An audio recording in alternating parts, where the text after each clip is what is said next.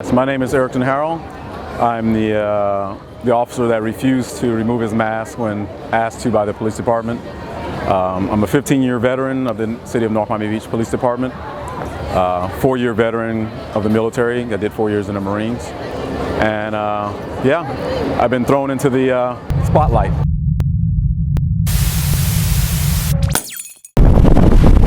Just trying to exercise my First Amendment.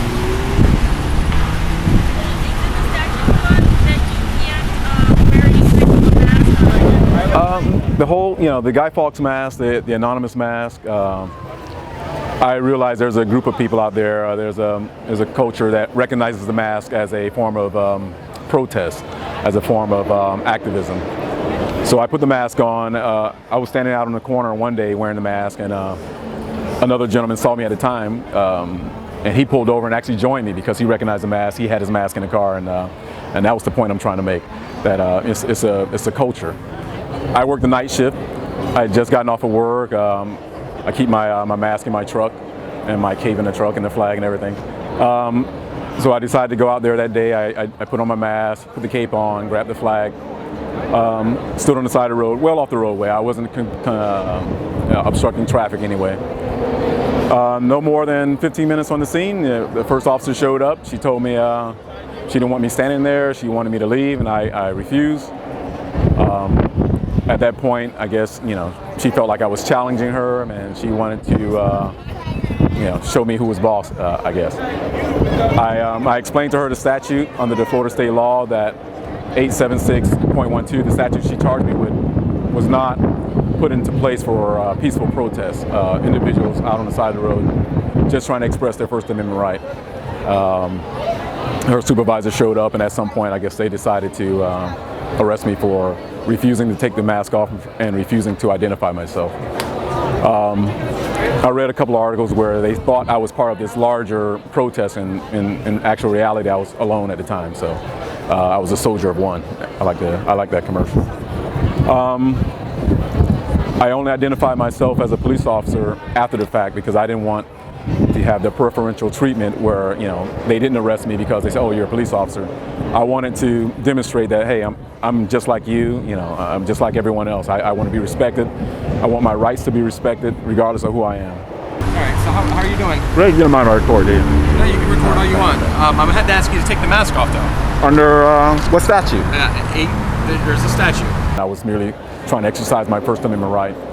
The law was put into place back in maybe late 1950s to combat the Klan when they were more public and trying to intimidate a certain class of people, a race of people. And the courts ruled that that statute was too vague. So they amended it to add the 876.155, where it says a person is not guilty of that crime unless they have the intent to, intimidate someone. I was recording the encounter because I knew this might be something that I might want to record. I was recording, and the sergeant came on scene. I guess he didn't like the idea I was recording, and he snatched the camera out of my hand saying it might be a weapon. The two officers on scene, they obviously didn't think it was a weapon, and I'm currently on administrative leave, and I guess if I'm found guilty of committing this, wearing a mask in public, my agency can, I guess, up into including maybe termination, other disciplinary actions, but I guess the worst would be possible, termination. So. And what you were doing, would you do anything different? No. What I was doing, I still to this day feel like it doesn't affect. It's not, that law is not in place for peaceful protest. So I would definitely, I still want to do that. And since my awakening, I've realized there's a much more of a greater issue at hand, and I try to express to them that for me, I have a daughter, I have children, and I don't have the luxury of not being involved. I think there's a greater risk at not being involved and not saying anything to our freedom and our way of life if we do nothing. We are the frontline defenders of to support and defend the Constitution. Our job is greater than just arresting people for petty crimes like marijuana. Our job is greater than writing tickets for speeding. Our job is to protect the unpopular speech, the First Amendment, the Fourth Amendment. And I would just implore them to get involved and turn off the television, turn off the sports, and really live for the oath that they took an oath to, their city, their country. I think fear keeps a lot of people back from doing what they do, and for me, I've lost my fear. Now that I realize there's a war coming, and we're in the midst of it, and I no longer can be afraid. So, it's time to fight.